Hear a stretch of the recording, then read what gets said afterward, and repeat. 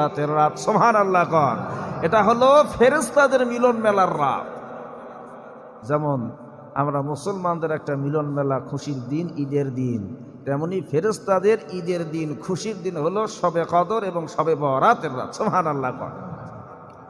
বাইনামা আল্লাহর নবী বলেন, যখন শাবানের 15তম দিন দিবাগত রাত এসে যায়, এক কথায় শবে বরাতের রাত, এই রাতে ফেরেশতা জিবরাইল আমি নবীর কাছে এসে ডেকে বললেন, ও নবী উপরের দিকে তাকান। আমি নবী উপরের দিকে তাকাইলেন, লক্ষ্য করলাম প্রথম আসমানের দরজা খোলা, দ্বিতীয় আসমানের দরজা খোলা, তৃতীয় আসমানের দরজা খোলা, এক কথায় সপ্তম আসমানের দরওয়াজা খুলে দেওয়া হয়েছে।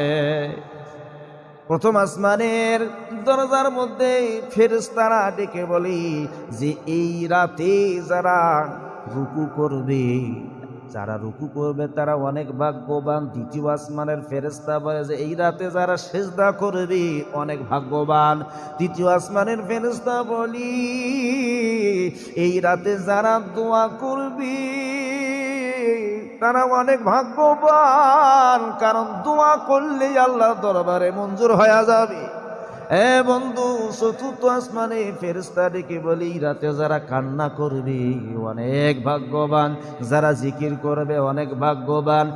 এক আসমান থেকে, প্রথম আসমান থেকে সপ্তম আসমান পর্যন্ত ফেরেশতারা এইরকম ডাকতে থাকি।